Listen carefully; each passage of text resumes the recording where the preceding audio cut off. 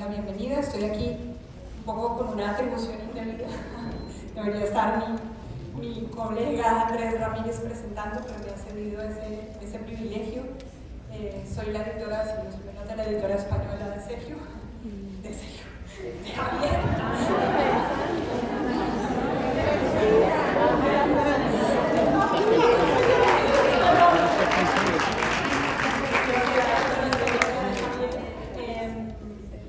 Y nada, creo que Guadalajara es una feria que no solo nos une en términos de conversación, digamos, sobre los libros que se han publicado en ese momento, sino creo que esta feria de alguna manera recoge lo más importante que ha pasado durante el año.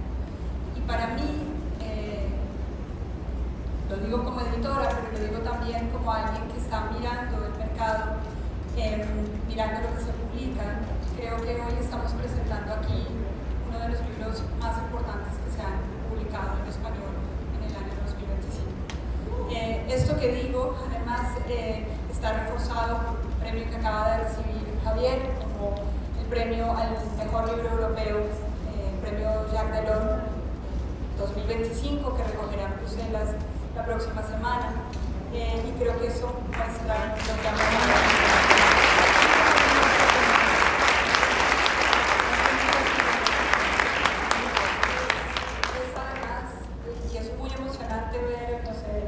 Ayer o antes de ayer aquí, la cantidad de lectores acercándose a Javier, comentando el libro. Creo que lo que ha suscitado es una conversación, un libro que no es nada obvio, un libro que mezcla crónica, novela, ensayo. Alguien le dijo incluso que era una encíclica. Es un libro complejo y es un libro emocionante, porque también es un libro en homenaje madre de Javier, y en homenaje a una pregunta que tiene que ver con la fe, ¿por qué la gente cree? Creo que es un libro importante en muchos sentidos y tenemos el enorme privilegio aquí hoy de oír una conversación con alguien que creo que tiene toda la sensibilidad, como es Rosa Beltrán, para conversar con Javier sobre este libro.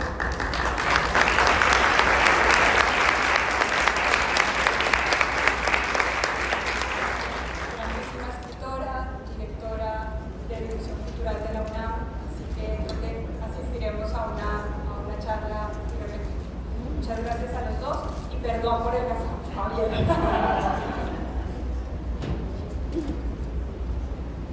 Muchas gracias, Pilar. Muchas gracias a todas y todos ustedes por estar aquí. Muchas gracias, Javier Cercas, por permitirme el privilegio de esta conversación con un grupo de lectores, muchos de ellos que ya te encontraron en el libro, otros en otros volúmenes que has publicado. Me comentaba Javier que antes de llegar a la FIL y decirle a la gente que iba a conversar con Javier Cercas, me decían, qué envidia te tengo. Muchos querrían conversar con él y creo que sobre todo cuando se trata de hablar sobre este libro que nos va a tocar de distinta manera. Es un libro escrito por un enorme escritor ateo, quien tendrá en vías de mutar, pero ya veremos, hacia agnóstico, no sé, quien conversará con una atea que también acabó como en vías de mutar hacia el agnosticismo, pero eso ya lo veremos. Javier, un día un grupo de grandes artistas del mundo fue invitado al Vaticano, sin ningún afán propagandístico, a tener una audiencia con el Papa Francisco, Jorge Bergoglio. Y estando ahí junto con otros artistas, de pronto tú estás viendo estos murales de Miguel Ángel, estás escuchando a Bach, nada menos, música que fue creada y pintura que fue concebida como una idea teológica del mundo y que es portentosa. Y pensaste, porque tenías una invitación sobre lo que ya nos platicarás, sobre el origen del libro, pero pensaste que si aceptabas, todavía no sabías si aceptarías, a escribir este libro sobre el Papa, que consistía en acompañarlo a un viaje literalmente al fin del mundo, Mongolia, este libro te obligaría a escribir algo distinto, voy a citarlo, tan extravagante como fuera posible, una mezcla de crónica y ensayo y biografía y autobiografía, un experimento friki, un cajón desastre de ser posible, un banquete con muchos platos, una locura solidaria con la demencia del loco de Dios, un experimento alegre y chiflado, un batiburrillo de géneros en cuyo corazón centellaran como pedazos ardientes de lava en un cráter activo la resurrección de la carne y la vida eterna. Nada menos. Creo que cumpliste con esto que te proponías hacer. Es algo desde la entrada complejísimo y fascinante. Hay una serie de preguntas a las que tú pretendes contestar, ir contestando, pero yo quisiera que tú contaras primero qué te hizo decidir así escribirlo, cuál es el origen de este libro. Bueno, buenas tardes, muchas gracias Rosa por aceptar conversar conmigo. Eso te pasa, el gazapo te pasa porque yo debería ser tu único escritor. ¿Comprendes que es lo que soñamos todos? Todos los escritores soñamos con que tú seas nuestra única editora. No. Sí, voy a contar una historia que he contado varias veces, pero que me siento como obligado a contar. Es el origen de este libro, porque es un libro singular, raro. A mí no me gustan los libros normales, la verdad. Los libros normales son malos, los convencionales. Y este surgió de una manera muy especial, y es un libro muy especial. Este libro surgió en mayo del año 2023 en Turín, donde se celebra el Salón del Libro de Turín, que es como la FIL italiana, ¿no? El gran acontecimiento literario de aquel país. Yo estaba filmando libros después de un acto como este, cuando se me acercó mi editora italiana y me dijo: Javier, hay un señor del Vaticano que quiere hablar contigo. Yo, claro, me extrañó bastante, bueno, me extrañó muchísimo. Alguien ha dicho que era como el inicio de una novela de espías. Y bueno, acabé de firmar libros y fui a ver a este señor, que resultó llamarse Lorenzo Fazzini. Lorenzo Fazzini, yo no lo conocía, es ahora ya un personaje de este libro y amigo mío, pero en fin, en aquel momento no lo conocía. Es un señor que es director de la editora del Vaticano, de la editorial del Vaticano.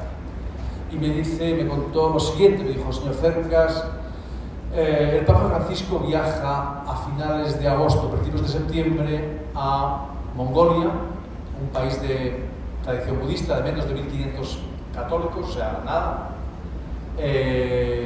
Y nosotros hemos pensado que tal vez a usted le gustaría acompañarle, le interesaría acompañarle, nosotros le facilitaríamos el viaje, nosotros le abriríamos las puertas del Vaticano, usted podría conversar con quien quiera, con quien quisiese, hablar con quien quisiese, preguntar lo que quisiese y finalmente escribir lo que quisiese, un ensayo, una crónica, una novela, lo que usted quisiese. Y al final me advirtió muy pertinentemente: pensamos que esto puede interesarle porque es la primera vez que el Vaticano abre sus puertas a un escritor. Claro, yo escuchaba a este hombre perplejo, con creciente perplejidad. En realidad, al principio pensé que era una broma, la verdad. Y cuando acabó de hablar, lo primero que yo recuerdo haberle dicho es: pero ustedes no saben que yo soy un tipo peligroso. Fazzini dice que en realidad lo que dije es peor, que les dije: pero ustedes se han vuelto locos o qué. Y en realidad yo, el tipo, pienso que mi reacción era lógica por un lado, porque claro,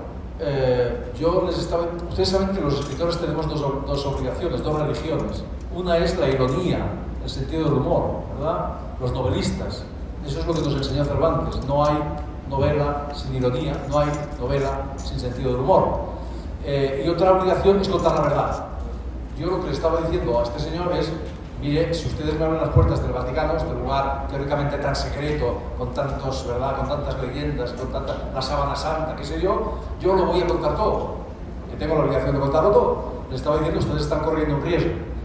Eso por un lado. Y por otro lado, claro, yo, como todos los aquí presentes más o menos, soy cristiano, ¿no?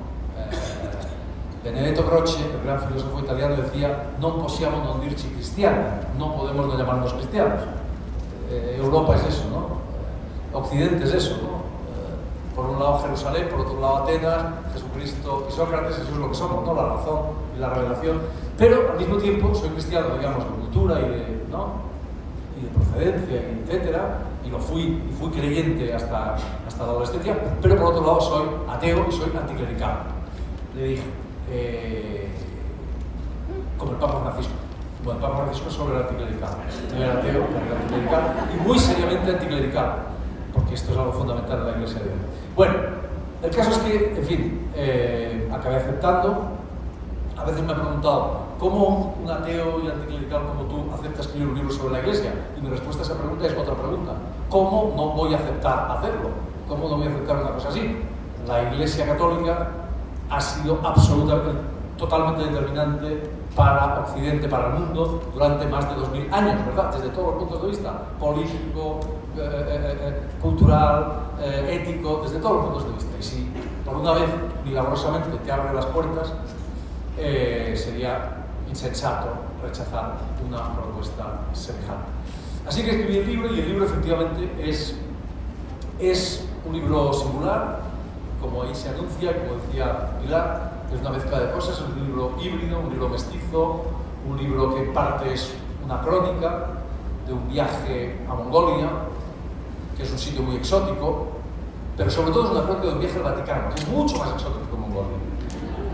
En parte es un ensayo acerca de qué hacemos con la religión hoy, qué ocurre en el Vaticano hoy, qué ocurre en la Iglesia Católica, esta institución que había sido totalmente determinante y que cada vez lo es menos, pero que sigue ahí después de 2000 años, de más de 2000 años de historia, ¿verdad?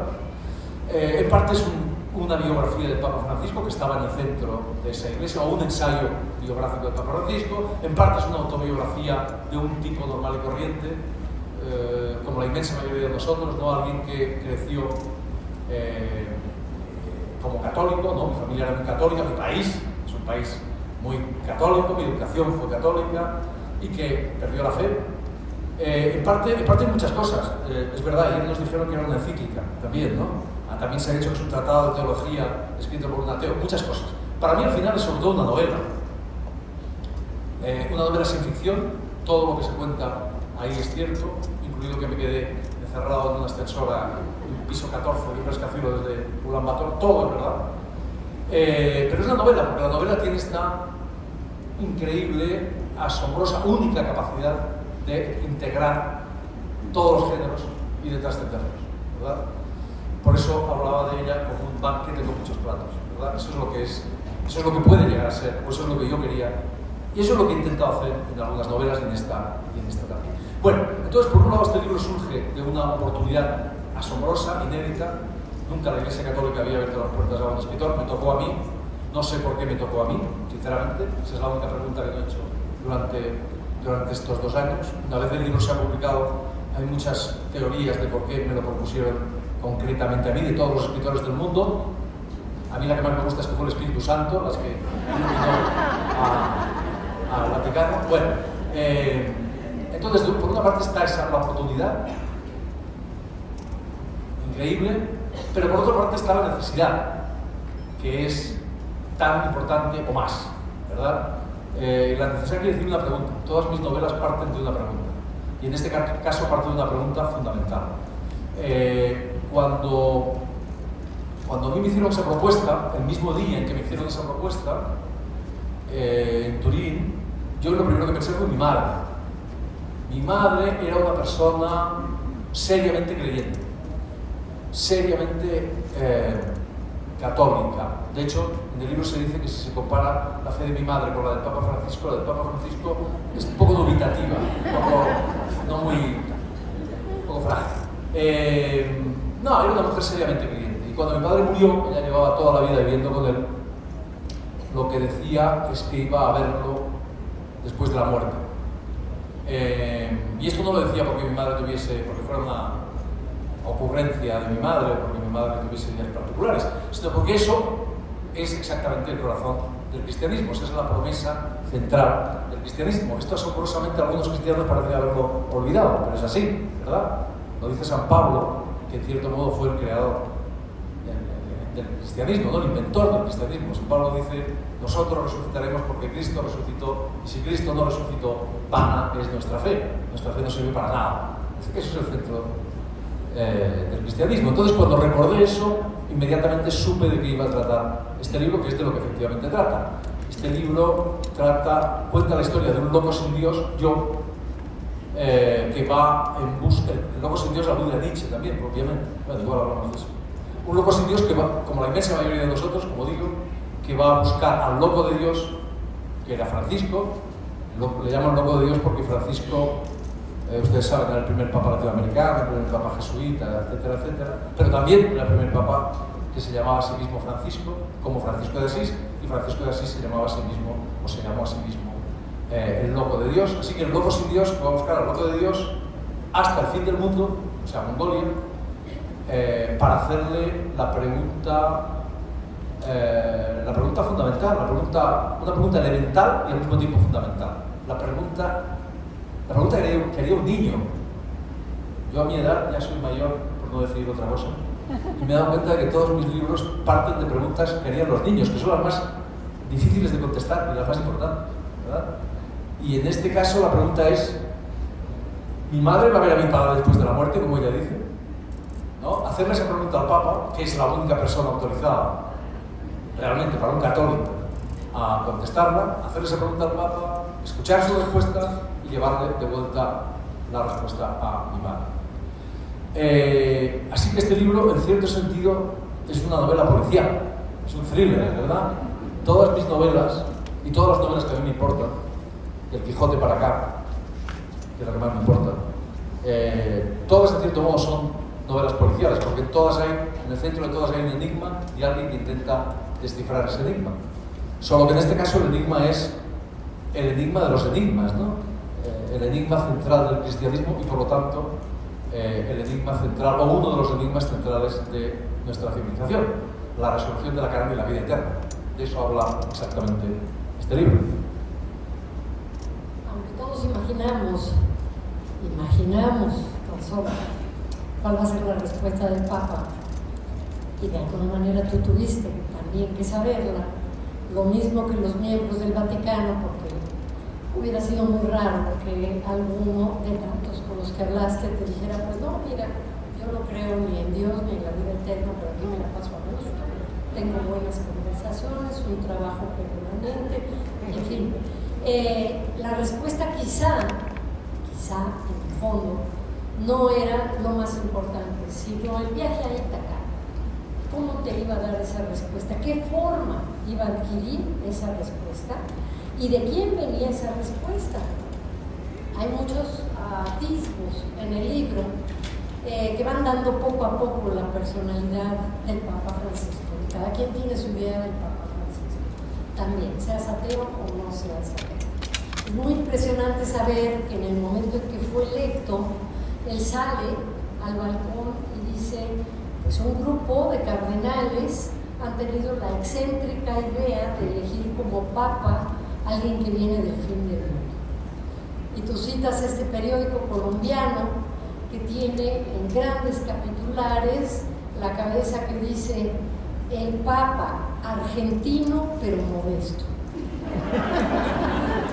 Ese es el mejor titular de la historia del periodismo. Sí. Porque además, cuando le dijeron a Jorge Bergoglio que sí aceptaba ser papa, antes de que él se llamara Francisco, dijo: sí, aunque soy un pecador, ¿no? También una respuesta acorde con ese titular. Ahora yo te pregunto, después de haber hecho este viaje, no les voy a echar a perder, como se dice ahora, spoilear toda la novela, porque el viaje es lo interesante. ¿Tú te encontraste con un papa que honra esa cabeza? ¿En verdad te pareció modesto? No. Bueno, quisiera decir varias cosas. O sea, tú tienes razón. La respuesta a la pregunta no estaba clara en realidad. Yo cuando hablé con mucha gente antes de ir a Vaticano a viajar con el Papa y les decía, yo simplemente lo que quiero es hacer esta pregunta, ninguna de las personas con las que hablé adivinó la respuesta que iba a dar el Papa. Ni una sola. Hombre, qué ingenuos. No, porque podía haber dado muchas respuestas. Podía haber dicho, no vamos a decir cuál es la respuesta. Para mí, yo te digo la verdad, tal y como la formula, para mí es una sorpresa total. Yo no me esperaba eso. Y la prueba es que yo hablo en el libro con mucha gente y les hago la misma pregunta y ninguno da la misma respuesta. Si te fijas, todos dan respuestas completamente distintas. Claro, porque dan su respuesta. Claro, dan su respuesta. Entonces, claro, no te iba a decir, no, yo no creo en Dios. Eso no, claro, esto está claro. Pero el modo de responder a esa pregunta es, insisto, completamente distinto. Y de hecho, ninguno de ellos da la respuesta que da el Papa. Sí. Entonces, eso no estaba claro para mí. Insisto, la respuesta es muy sorprendente. Sí. Por lo menos que fue para mí. Y luego, lo que decías... Era modesto. ¿Dijiste que no? No. ¿Por qué?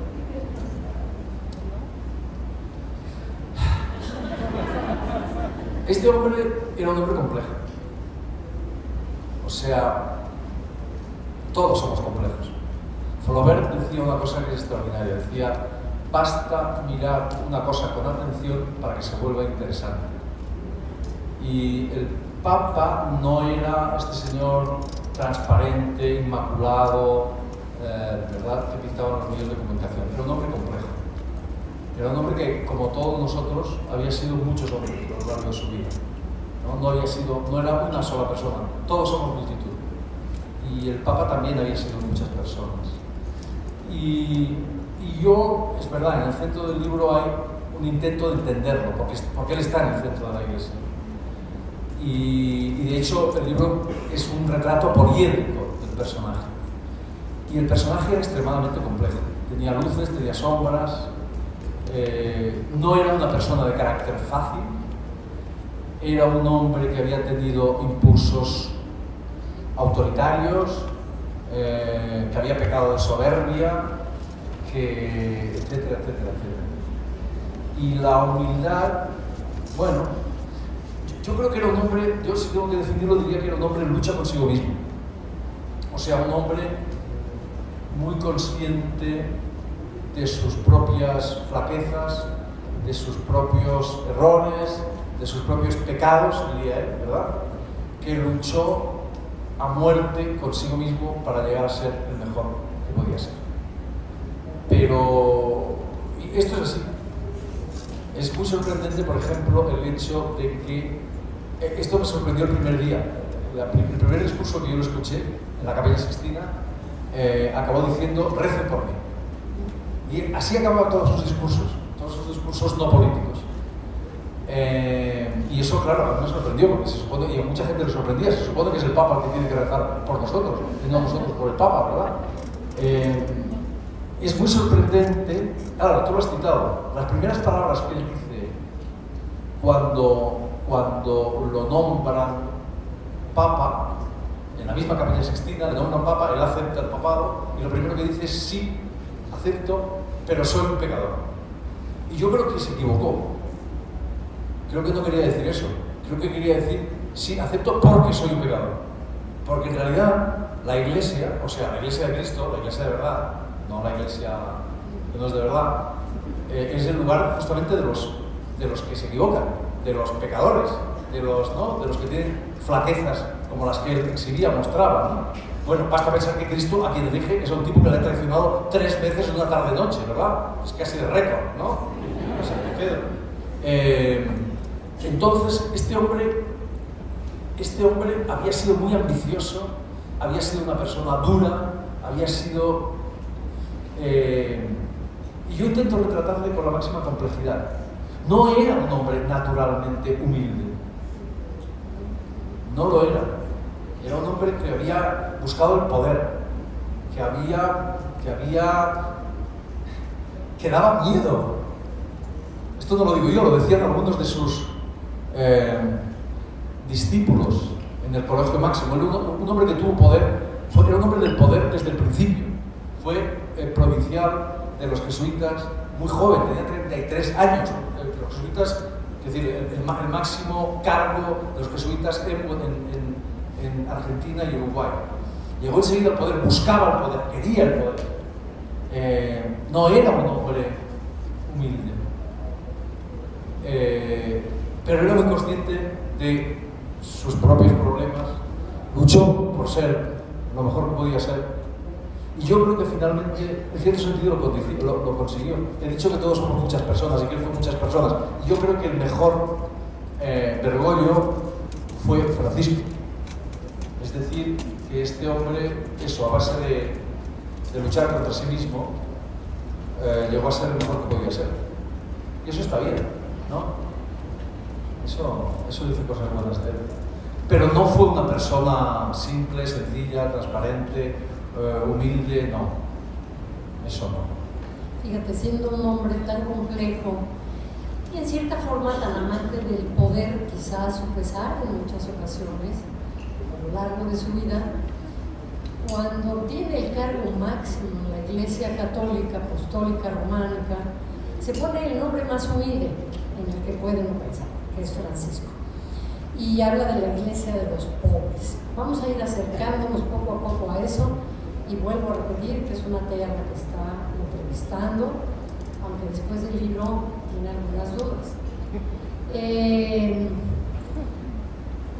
Esta conversión de Francisco, de alguna manera es una conversión que vas planteando a lo largo de la novela y que nos toca a todos, seamos o no seamos católicos. Sí, ese camino de redención, por usar esos términos, ese camino en el que el sistema es hacer acto de contrición y después propósito de enmienda, todo esto no nos hace ser mejores personas y no vale la pena eso, aunque no seamos católicos.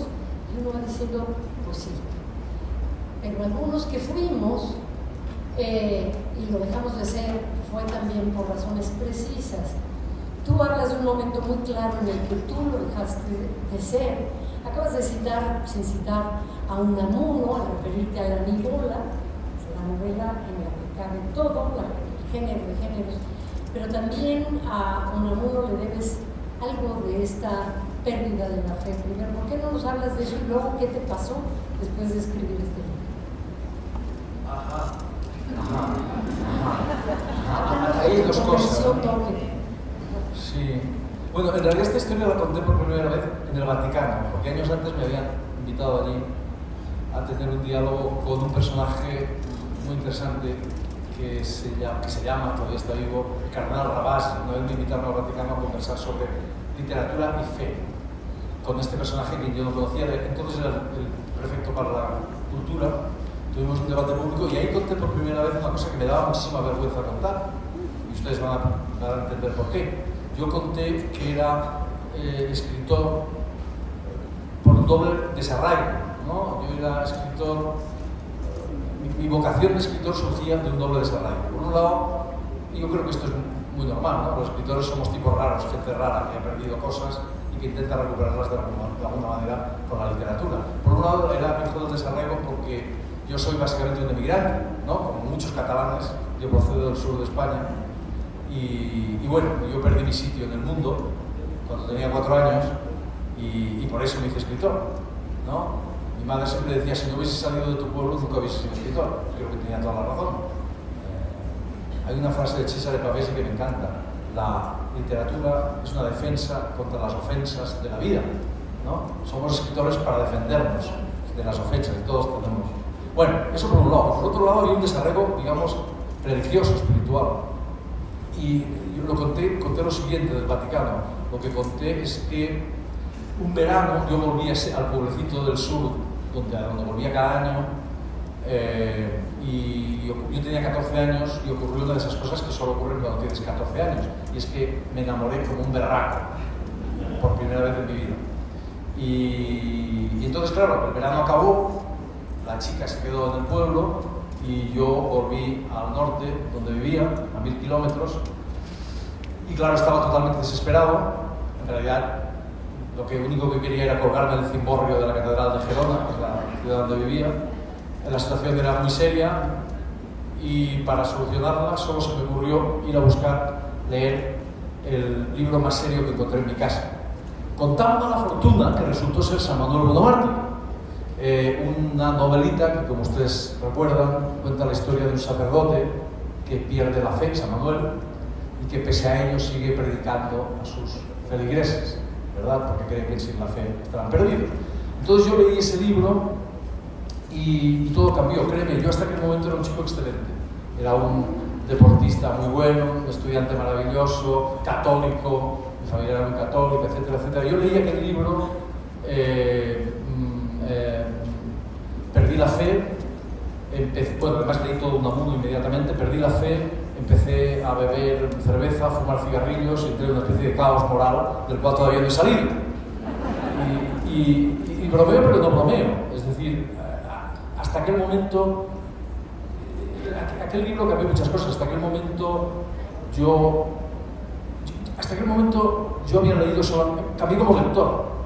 Hasta aquel momento solo había leído por placer. A partir de aquel momento leí por placer, pero también en busca de conocimiento. En realidad, esto lo entiendo ahora, fui a la literatura en busca de las certezas que había perdido, de las seguridades que como niño, ¿no? De niño me daba la religión. Fui a la literatura en busca de las respuestas, de las certezas que, como digo, había tenido, la religión me había dado hasta entonces. Eso, por supuesto, era un error, porque la literatura no te proporciona, la verdadera literatura no te proporciona respuestas, no te proporciona certeza, lo que te proporciona son más preguntas, más inquietud, etcétera, etcétera. Pero cuando lo descubrí ya era tarde, era demasiado tarde. Entonces yo soy escritor porque perdí la fe. Y eso creo que es así. Y creo que en realidad, yo creía que eso era algo que me había ocurrido únicamente a mí, pero creo que es muy general. Creo que eso les ha ocurrido a muchos escritores a lo largo de más de un siglo, ¿no? Desde que vivimos en un mundo sin Dios. Porque vivimos en un mundo sin Dios. Hay muchos creyentes todavía, pero vivimos en un mundo sin Dios. Esto tiene mucho que ver con el libro. La pregunta del libro es en realidad qué hacemos con la religión en un mundo sin Dios. Cuando hablo de un mundo sin Dios lo digo en un sentido muy preciso. Quien lo ve, el primero que ve que vivimos en un mundo sin Dios es, por supuesto, Nietzsche. Lo ve en el año 87, en un texto del que todos ustedes han oído hablar, pero quizá no lo han leído. Y yo les invito fervorosamente a que lo lean. Es un texto muy breve, se titula El Loco, y cuenta la historia de un loco que sale a la calle en pleno día con un farol encendido y va por las calles, por los mercados, por las bulevares, gritando: Dios ha muerto, y nosotros lo hemos matado. Y la gente lo hemos matado por la razón, eso es lo que pensaba Nietzsche, tenía razón, por la razón, por la ciencia, por la tecnología, etc. Y la gente que no ha leído el texto cree que el loco está contento, que el loco está eufórico, por fin nos hemos librado de la tutela de Dios, pero no es verdad. Todo indica más bien lo contrario. Todo indica más bien que el loco está desolado, está tristísimo, y con razón. Porque si Dios no existe, como decía 7 años antes apenas de que se escribiera ese texto, Iván Karamazov, el personaje de Dostoyevsky, si Dios no existe, todo está permitido. Porque si Dios ha muerto, la base, el fundamento de nuestra civilización, aquello que le daba sentido a todo, se cae. ¿Y ahora qué? ¿Ahora qué hacemos? Y esa es la gran pregunta, esa es una pregunta fundamental que se hace el arte del siglo XX, de una manera más o menos explícita, en algunos casos de manera muy evidente, ¿no? Y esa es la pregunta que se hace el pensamiento del siglo XX. Hay un texto extraordinario de George Steiner que se titula Nostalgia de Absoluto, la nostalgia del absoluto. Y cuenta eso exactamente, cómo al quedarnos sin esa gran explicación, sin esa explicación global que era la religión, que era Dios, el pensamiento del siglo XX ha buscado alternativas, relatos que diesen sentido a todo: el marxismo, el psicoanálisis, la antropología estructural, etcétera, etcétera. Pero esos relatos, esos relatos alternativos, globales, alternativos, no han funcionado. Han hecho aguas. Y la pregunta sigue siendo: ¿y ahora qué? Ahora que no tenemos un relato que lo explica todo. En el año 78, en 1978, Lyotard contestaba a esa pregunta este es nuestro mundo. Nuestro mundo es un mundo sin explicaciones globales, sin algo que dé sentido a todo, ¿verdad? Eso lo llamaba la concepción posmoderna. Tenemos pequeños relatos que dan parcialmente cuenta de cosas, pero no tenemos un gran relato alternativo. Pero la pregunta para mucha gente sigue siendo ¿y ahora qué? ¿Verdad? Entonces, el loco sin Dios de este libro es un poco una encarnación de esa nostalgia del absoluto. Al final del libro, este personaje soy yo y no soy yo al mismo tiempo. Es una declinación de mí mismo, ¿no? Es una versión de mí mismo. Y al final del libro hay como una especie de nostalgia de eso que daba sentido, que le daba sentido a todo. Repito, esto no es algo que me haya ocurrido a mí solo. Esa sustitución de la literatura, de la religión por la literatura. En realidad, eso ocurre desde finales del siglo XX, del siglo XIX a muchísimos escritores. No en vano se llamaban a sí mismos sacerdotes del arte, como Flaubert, por ejemplo, ¿no? Están sustituyendo la religión por la literatura. Es el relato alternativo al de la religión. Y no son escritores. ¿No? Realmente, después de Nietzsche, después de Darwin, muy importante, habiendo él sido un creyente, se da cuenta que el gliptodonte no pudo haber pasado por el arca de Noé, que las especies evolucionan, que hay otra explicación y que no hay un origen del mundo divino, cosa por la que su mujer se conduele muchísimo, le dice, no lo digas, porque el mundo no está bien. Además de Darwin, Nietzsche, Marx, ya lo mencionaste, el psicoanálisis, todo el pensamiento de la primera mitad del siglo XX sí se propone iniciar una vida sin Dios, con relatos alternativos, y la parte más dramática, tú la citaste, con el posmodernismo, Lyotard, pero también Derrida y otros tantos, es decir, todo es relato. Llegamos a ese relativismo tan absoluto de pensar que todo lo que hacemos son relatos, son narrativas, pero entonces vale tanto una como otra. Si todas son narrativas, ¿por qué tendría yo que creer en esta que construye dioses monoteístas, o bueno, en otro tiempo politeístas o lo que fuera, que no creerlos? Es decir, volvemos a este antiguo enigma. ¿La fe la tienes o no la tienes? No la puedes adquirir, ni ir a comprar, ni conseguir, ni que te la contagien. Tal vez que te la contagien, pero no sé de qué manera, por ciencia infusa.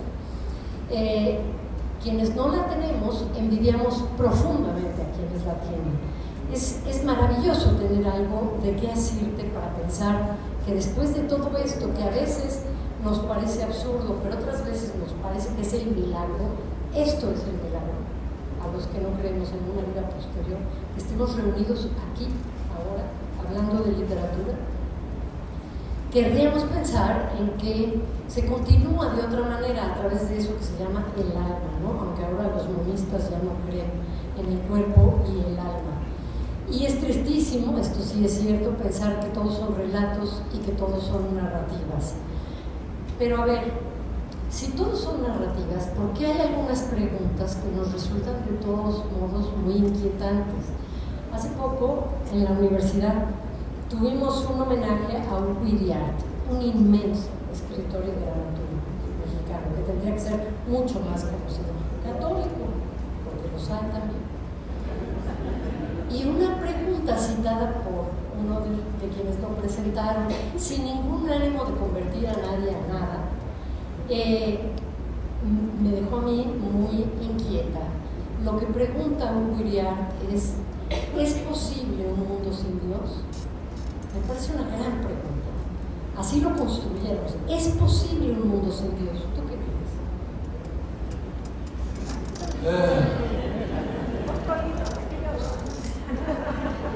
Sí, es un hecho. Ahora, me estaba acordando de que algo parecido decía Tolstoy en su diario.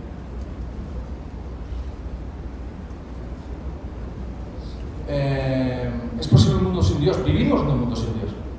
Y o sea, no, porque después de 2000 años seguimos también creyendo en eso. Hay creyentes, sí. Pero lo que dice Nietzsche a mí me parece inapelable. Es decir, vivimos en un mundo sin Dios y es un hecho que cada vez hay menos creyentes, que en Europa es un hecho, en Latinoamérica empieza a serlo, que vivimos en un mundo sin Dios en el sentido que decía Nietzsche, me parece inapelable. ¿Podemos vivir en él? Sí. ¿Es un error haber matado a Dios? A lo mejor. Pero ya está, es así. Tenemos que vivir con eso, ¿no? Podemos sentir nostalgia. Tú has dicho una cosa que me ha sorprendido mucho, porque es una cosa que yo pienso. Pero es la primera vez que lo oigo decir en voz alta en un acto sobre este libro. Yo, por ejemplo, he sentido envidia de la gente que cree. Y el narrador de este libro siente envidia de la gente que cree, es decir, de la fuerza, de la energía, de la seguridad, de la serenidad que da la fe. Hablo de la gente que cree de verdad, de los creyentes de verdad, de mi madre, de los misioneros de este libro, ¿no? Que eran gente auténticos creyentes, ¿no? Yo hablo de la fe como un superpoder. Pero tú has dicho una cosa que es muy exacta, desde mi punto de vista también. En el libro se habla a menudo, se discute sobre la fe, claro, o no, sobre la fe, la relación entre la fe y la razón, etcétera, etcétera. Hay un momento en el que, si recuerdas, hablo con el cardenal Tolentino, que es un personaje. En el libro se habla de mucha gente, ¿no? Con mucha gente. Desde eso, misioneros, amigos del Papa, qué sé yo, cardenales, prefectos, que son los ministros del Vaticano. Y hay un momento en el que hablo con un personaje extraordinario, que es el cardenal Tolentino, que es el heredero del cardenal Rabasi, que mencionaba antes, o sea, el prefecto de la educación y la cultura. Es un poeta, mis amigos portugueses dicen que es el mejor poeta de la lengua portuguesa. Y yo le digo, la fe es como una intuición poética, o sea, la percepción de un sentido allí donde los demás no vemos un sentido. Eso es la fe, ¿no? Y él me dice, sí, exacto, eso es la fe. Pero luego hablo con el Papa y le digo, Santidad, con el cardenal Tolentino hemos llegado a esta conclusión que la fe es como una intuición poética. Y él me dice, no, la fe es como un don, como un regalo. Y yo creo que esas dos respuestas no son contradictorias, son complementarias, si es que no son la misma respuesta. Probablemente son la misma respuesta con palabras distintas. En todo caso, lo que tú has dicho es exacto, la fe no es voluntaria. Al menos yo lo entiendo así. O sea, tú no puedes, como la intuición poética, tú no puedes decir, mira, ¿sabes qué? Esto de la fe me interesa mucho, está muy bien, me va a dar más fuerza, más seguridad. Como dice, en algún momento del libro se habla de la fe, y yo lo creo como un superpoder, ¿verdad? Los misioneros hacen cosas muy raras, muy especiales. Tú no puedes decir, ¿sabes qué? Me interesa esto de la fe, así que voy a creer. Como no puedes decir, hoy tengo que escribir un poema, voy a tener una intuición poética, ¿verdad? No, tú tienes la intuición poética o no tienes la intuición poética, tú tienes la fe o no tienes la fe. Y el caso es que yo la tuve, pero la perdí. Y aunque quisiera recuperarla, no tengo ni idea de cómo se hace. O sea, aunque quisiera volver a vivir yo en un mundo con Dios, no sabría cómo se hace. Por eso yo creo que Flannery O'Connor, la gran escritora norteamericana, tiene razón cuando dice que tener fe es mucho más difícil que no tener, contra lo que mucha gente cree. Es muchísimo, tener fe de verdad, ¿no? Entonces, vivimos en un mundo ¿se puede vivir en un mundo sin Dios? Vivimos en un mundo sin Dios. Esto es un hecho, yo vivo en un mundo sin Dios, la inmensa mayoría de nosotros vive en un mundo sin Dios. Bueno, pero conste que la pregunta fue, ¿es posible? Es posible, es que es posible. O sea, no sé, a más de 2000 años de esta religión católica, sin embargo sigue siendo, si lo quieres ver como relato, uno de los más potentes que hay, al que no nos atreveríamos a renunciar. Otro amigo, Eliseo Alberto, a quien ustedes seguramente leyeron, me dijo alguna vez, si no existe Dios, ¿por qué lo extrañamos tanto? Son estas frases que inquietan, venga de donde venga, aquello en lo que creamos. Yo no quiero terminar esta presentación, porque además me dejaron un papelito muy inquietante de esté pendiente del tiempo sin decirme qué tiempo es, y no me importa. Sin decirles desde luego que es un libro que les va a formular muchísimas preguntas, y no solamente con respecto de la fe, sino de la literatura y de la Iglesia misma, del anticlericalismo que muchos apoyamos y que sin embargo existe y tiene un sentido, del humor, que son capítulos extraordinarios. Citas a Juan 23 cuando le preguntan su santidad en qué trabaja la mitad de las... No, en qué trabajan saben las personas que están en el Vaticano? ¿Cuánta gente trabaja en el Vaticano?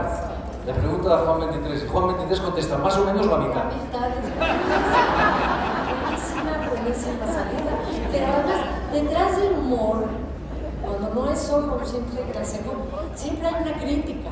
Está haciendo una crítica, obviamente, ¿sí? Parece que se está confesando. Pero yo no quiero que se acabe esta presentación sin hacerte la pregunta que yo tenía guardada. Tengo por ahí otra pregunta, pero esta, a ver, tú escribiste este libro en el momento en que había una figura moral global, no solo para los católicos, también para quienes miraban la parte misionera, la iglesia de los pobres, por lo menos con respeto, refiriéndonos al Papa Francisco. ¿Tú crees que en este momento hay una figura moral global y que es posible que la haya? ¿El Papa Francisco era una figura moral global, como tú dices? No lo sé, tal vez. ¿Se le escuchaba más que a otros papas? Sí, más que a Benedicto, seguro.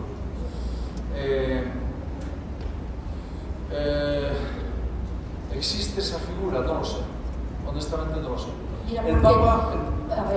no solo pensando en la iglesia, respecto de tu libro, sino tú te has ocupado muchísimo del poder, de la política, de escudriñar cómo somos, cómo es esta época que estamos viviendo.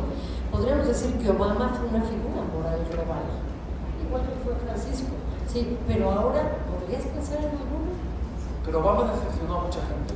Ah, no, después. Primero. Y segundo, Francisco, creo que fue un papa muy disruptivo, o sea, creo que hay una cierta idealización de lo que estás diciendo, me parece. Fue un papa tremendamente perturbador dentro de la iglesia, muy disruptivo. A mucha gente hay anécdotas, digamos, cómicas que reflejan eso. En Roma se reunía un grupo de sacerdotes para rezar por la muerte del Papa, ¿verdad? En España sorprendieron a un grupo de sacerdotes rezando por la muerte del Papa. Lo consideraban el anticristo. Para mucha gente, para muchos católicos, bueno, en Argentina era un Papa extraordinariamente divisivo. Argentino pero modesto y extraordinariamente divisivo. Entonces, sí, los que lo querían atacar lo llamaban el Papa de los ateos. Si te recuerdas una de las primeras escenas del libro, en la que el Papa reúne a un grupo de, ellos le llaman artistas, todos los papas desde Pablo VI han reunido una vez durante su papado a escritores, cineastas, pintores de todo el mundo para hablar con ellos en una ocasión, para lanzarles un mensaje, etc. Y yo asistí porque me invitaron a la ocasión en que lo hizo el Papa Francisco, y efectivamente quienes estaban allí era toda la izquierda internacional, y la inmensa mayoría yo creo que eran ateos, y por eso muchos católicos le criticaban, le llamaban el Papa de los ateos porque decían, está más pendiente de los ateos que de los católicos. Era totalmente falso, pero era así. No sé si fue una figura global, moral global, como tú dices, no estoy seguro. Creo que para algunas personas lo fue, pero para otras no lo fue tanto. Tenía muchísimos detractores. Fue extraordinariamente divisivo porque recuperaba un cristianismo, intentó recuperar el cristianismo de Cristo, un cristianismo muy radical, muy subversivo, podríamos decirlo, ¿no? Entonces, una figura global, moral. No estoy seguro de que lo fuera. Y Obama sí nos caía mejor que Trump, desde luego, no hay ninguna duda. Pero para muchos norteamericanos fue una enorme decepción. No sé si debemos aspirar a tener figuras globales, morales, no estoy seguro. Y era una aspiración, sin embargo, a principios del siglo XX. Todavía muchos poetas lo fueron. Eran seguidos casi como santones. Nos tocó ver a poetas a los que sus lectores, para pedirles un poema, les gritaban el número de la página en la que estaba, ¿no? Ni hablar de Rubén Darío y de toda esta gente, pero cada vez más con un mundo dividido, tan violento. Fue extraordinario el discurso de Amin Malouf para quienes lo pudieron escuchar. O nos salvamos todos o no nos vamos a salvar. Espléndido. La pregunta sobre la ética es importante. en esta época. Creo que es difícil también apelar ahora a una literatura como en el modernismo, preciosista, digamos que se propone ser más bien un andamiaje, una construcción extraordinaria en estructuras, en formas, pero que no tiene una hondura moral. En este momento la gran literatura tiene que tener una gran hondura moral por lo que estamos viviendo, ¿no? Y por eso la pregunta de si habrá, no sé si en el arte, no sé si en la ciencia, en la política, en la religión, si habrá posibilidad de volver a tener alguna figura moral global. No estoy diciendo un líder, no vayan a malentenderlo, porque entonces volveríamos a caer a los totalitarismos. Claro que hay muchos que sustentarían como líderes morales de inmediato, pero no sé, en un mundo tan dividido, tan violento, con discursos tan absolutamente contrapuestos, ¿será posible volver a confiar? Ya sé que estoy hablando en cierta forma de los dioses, ¿verdad? No de un dios, pero de los dioses. ¿Será posible encontrar en el arte esto? Alguien que nos hable a todos al mismo tiempo y nos diga. Pero eso es lo que hace la buena literatura. Lo que siempre ha hecho la buena literatura. La buena literatura siempre ha tenido un sentido ético, moral. Lo que ha intentado describir es la complejidad, la infinita complejidad de los seres humanos. Cuando hablamos de literatura, en un sentido moral de la literatura, no hablamos de la literatura como sermón. La literatura no nos dice cómo tenemos que comportarnos. La literatura es lo contrario de la propaganda o de la pedagogía. La literatura lo que hace es ir al fondo de lo desconocido para encontrar lo nuevo, como decía Baudelaire. Y al fondo de lo desconocido significa al fondo de lo desconocido de lo que somos. Es decir, mostrar la infinita complejidad de los seres humanos. Y eso es lo que ha hecho siempre la literatura. No ha hecho otra cosa. O sea, ahora, algo que un escritor al que todo el mundo siga y todo esto, no sé si eso es necesario, sinceramente, ¿no? Hay escritores que en un cierto momento tienen mayor repercusión que otros, ¿no? Pero no sé si eso es necesario, insisto, ¿eh? La literatura no opera como la política. La literatura, claro que cambia la realidad, pero lo hace cambiando nuestra percepción de la realidad, cambiando cada uno de nosotros, uno por uno, ¿no? Los escritores no somos líderes, como tú decías, no somos profetas, no somos nada de eso, ¿no? Es otra cosa. Pero insisto, no existe gran literatura que solo sea, desde mi punto de vista, forma, preciosismo. O sea, no sé, por poner un ejemplo, Rubén Darío, el ejemplo del modernista, era un poeta profundamente moral, ¿no? Con una dimensión trágica. No, la literatura nunca ha sido solo forma, solo... No sé si estoy comentando. No, sí, estoy de acuerdo contigo. Quizá para terminar, me voy a poner mi estola, ya que estamos hablando de cuestiones religiosas, simplemente para decirte que igual que muchos de tus lectores, pensamos que la gran literatura y quizá esos líderes morales globales que apuestan por el arte estén en las grandes obras como las que tú escribes, que están llenas de preguntas, que no van a tener las respuestas, pero que van a hacer que cada uno de nosotros planteemos nuestras propias respuestas.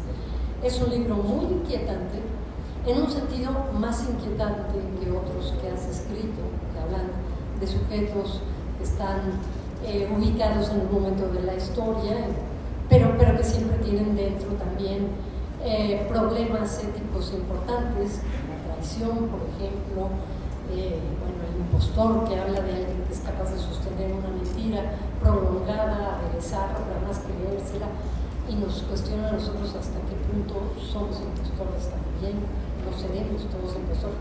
En fin, todos estos libros tuyos, si no te hacen un líder moral, por lo menos te hacen un escritor extraordinario, global, que toca aspectos profundos, éticos, literarios, y que a partir de un leitmotiv, y esto es algo muy enigmático en tu técnica, la pregunta que se repite como un mantra, incluso como en cierta forma las oraciones católicas, pero que no acaba de develar toda esa verdad hasta el final, en el que llegamos a una suerte como de epifanía, vuelven Maravilloso tu estilo, maravilloso tu libro. Les digo a todos los que no lo han leído todavía que lo empiecen a leer de inmediato. Y a ti te agradezco esta gran conversación. Te lo agradezco a ti, de todo corazón.